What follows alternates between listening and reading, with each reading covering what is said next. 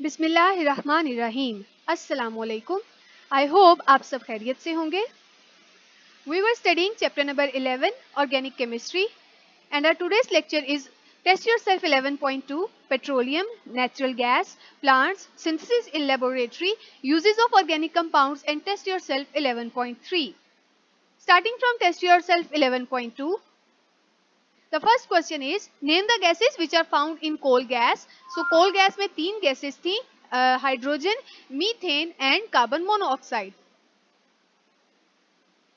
So hydrogen, methane and carbon monoxide. The second is coal tar a compound? What is the importance of coal tar? तो coal tar एक compound नहीं है क्योंकि ये बहुत सारे different organic compounds का एक mixture है.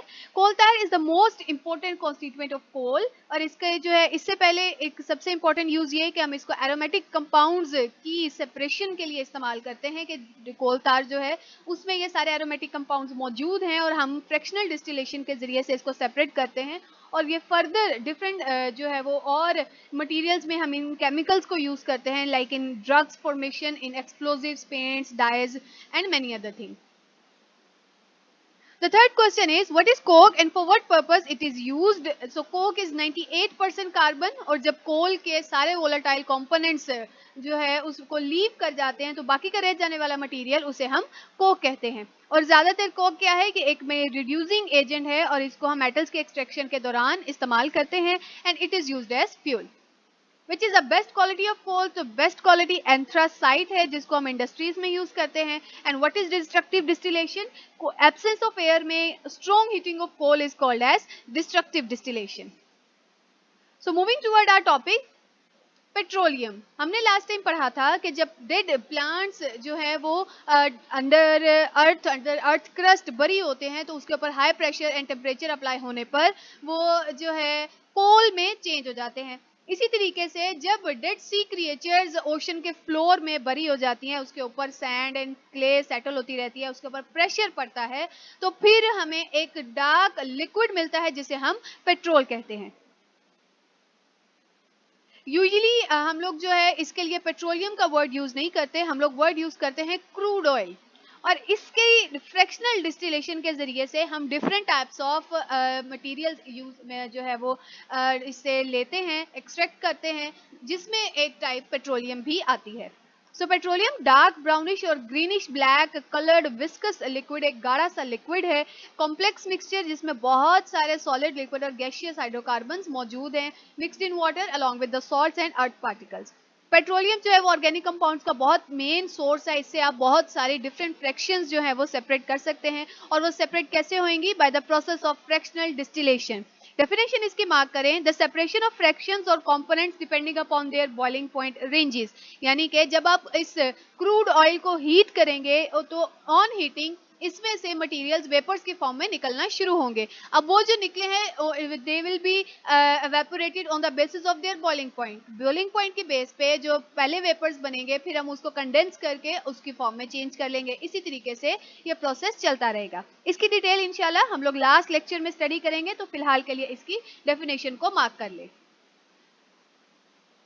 उसके बाद है हमारे पास नेचुरल गैस. तो यहाँ पर इन तीनों चीजों का एक आपको इंट्रो दिया गया है, उसको जो है वो बेसिक हम लोग पहले देखते हैं उसके बाद हम डिटेल में चलेंगे कि नेचुरल गैस क्या है. जब कभी भी अभी ओशंस में जो है वो डेड एनिमल्स मरे और वो फॉसिल फ्यूल्स में चेंज हो गए. फॉसिल फ्यूल्स क्या थे? वो हमारे पास तीन डिफरेंट टाइप्स थी. तो हमने कहा कि जब भी organic matter under temperature and after lot of time million of years के बाद जब उसके ऊपर हाई प्रेशर अप्लाई होता है तो वो तीन फॉर्म में चेंज होता है, coal, oil and natural gas. Oil the petroleum. अब कोल कैसे बना था? वो हमने कहा डेड जब भी dead plants under high pressure and heat जाएंगे तो वो कोल में चेंज होंगे. And what about petroleum? तो हमने कहा है कि जब डेड सी क्रिएचर्स पे प्रेशर अप्लाई होगा तो पेट्रोलियम, और उससे ज्यादा जब हीट एंड प्रेशर हम डेड सी क्रिएचर्स पे अप्लाई करेंगे so it will change into natural gas. तो हमारे पास यानी कि अगर डेड प्लांट्स हैं तो कोल, डेड सी क्रिएचर्स हैं तो ऑयल यानी पेट्रोलियम, क्रूड ऑयल, और अगर इसके ऊपर डेड सी क्रिएचर्स के ऊपर हम और ज्यादा प्रेशर अप्लाई करें it will change into natural gas.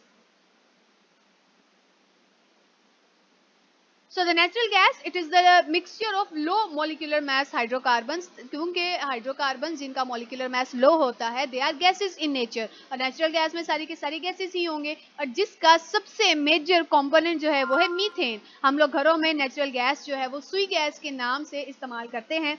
Its origin is similar to that of coal and petroleum, कि जो natural gas है इसको का origin भी same वही coal and petroleum का ही है, सिर्फ ज़्यादा heat और pressure apply होगा. Natural gas is used as fuel in homes as well as in industries. It is used as fuel in automobiles as compressed natural gas. कि इसी natural gas को under high pressure हम compress करके half liquid half gas में रखते हैं और फिर उसे हम कहते हैं compressed natural gas CNG, जो different automobiles में use करते हैं. इसके अलावा natural gas is also used to make carbon black and fertilizer. Carbon black tires में use होने वाला material. ये इसकी उन्होंने बताया हुआ है कि इसकी एक्सट्रैक्शन हम किस तरह से करते हैं.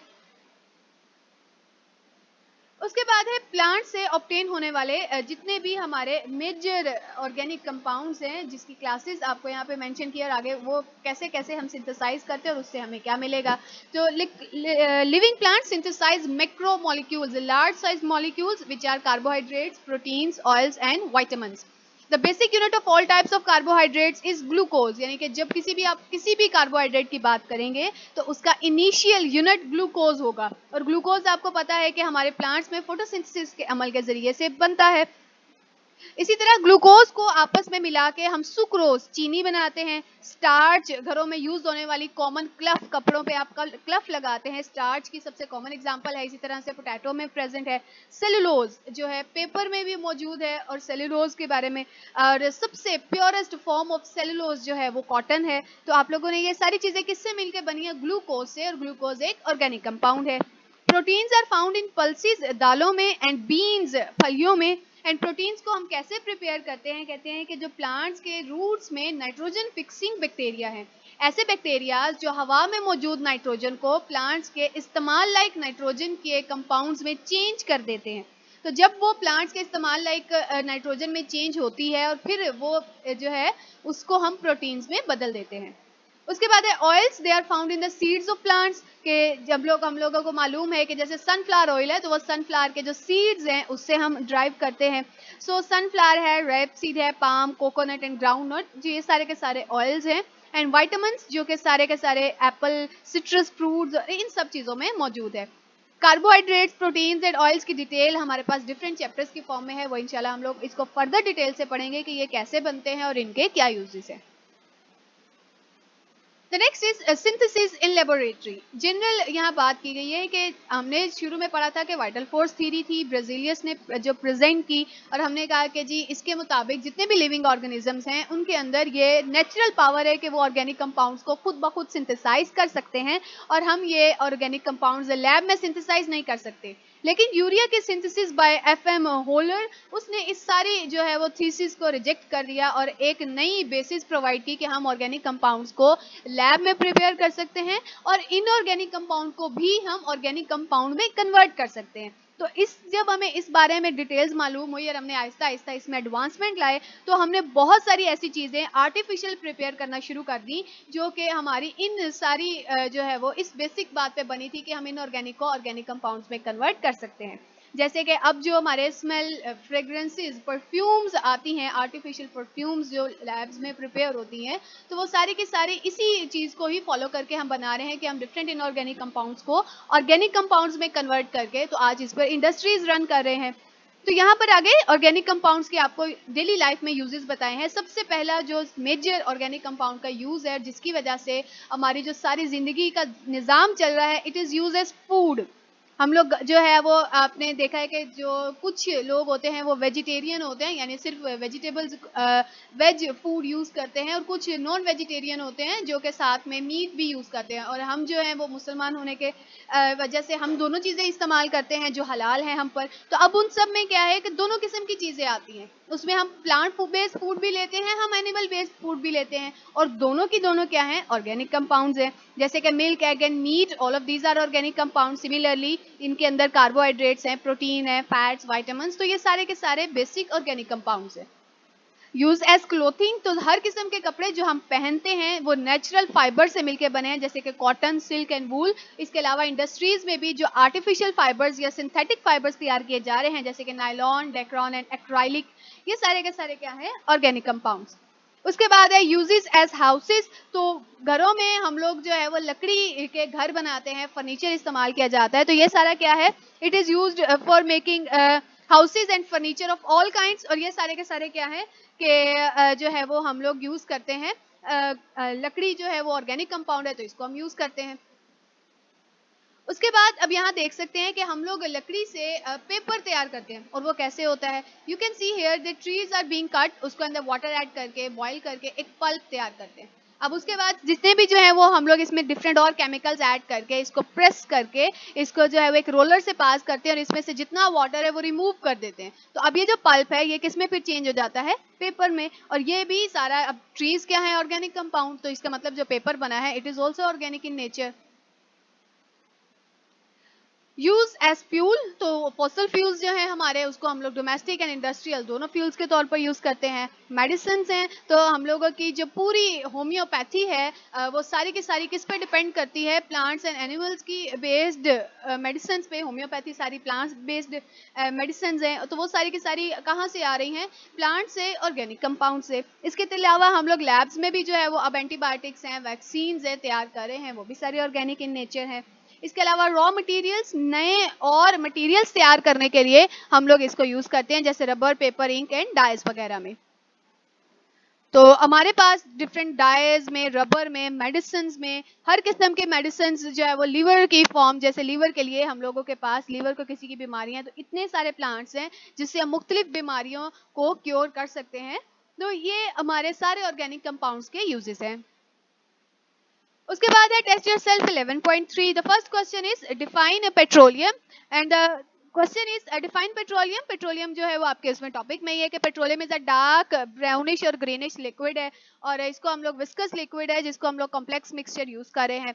And what types of compounds are synthesised by plants, तो 4 डिफरेंट मेजर टाइप्स मैक्रोमोलिक्यूल्स की हैं जो हम लिविंग प्लांट से सिंथेसाइज कर सकते हैं, carbohydrates, proteins, oils and vitamins. What is the basic unit of carbohydrate, तो कार्बोहाइड्रेट का बेसिक यूनिट है ग्लूकोज, और ये आप लोग इस कॉमन इक्वेशन को हमेशा से पढ़ते आए हैं फोटोसिंथेसिस की, जो कि है the reaction between carbon dioxide and water. CNG stands for, तो CNG stands for compressed natural gas, and our existence owed to organic compounds, कि हम लोग अगर जिंदा हैं तो ऑर्गेनिक कंपाउंड्स की वजह से है हमारी जो सारी जिंदगी है। तो रीजन कमेंट कहते हैं कि आप इस पे करें, तो क्या असल में है कि हम जो खाना खाते हैं और हमारे पहनने तक, हमारी डेली लाइफ के यूजेस तक, हर एक चीज़ में ऑर्गेनिक कंपाउंड असल में इस्तेमाल होते हैं, यहाँ तक कि हम खुद चलते फिरते ऑर्गेनिक कंपाउंड की एक एग्जांपल है। तो हमारी जो जितनी भी लाइव्स हैं ये सारी की सारी ऑर्गेनिक कंपाउंड्स हैं। तो आज के लिए बेटा इतना ही। जितने भी आपके जो है वो ये शॉर्ट क्वेश्चंस हैं, ये के सारे सॉरी टेस्ट योरसेल्फ के जितने भी क्वेश्चंस हैं ये सारे के सारे आपकी बुक में मौजूद हैं, आप इनको जो है वो टॉपिक्स के लिहाज से मार्क कर लीजिएगा। तो आज के लिए बेटा इतना ही। थैंक यू एंड अल्लाह हाफिज़।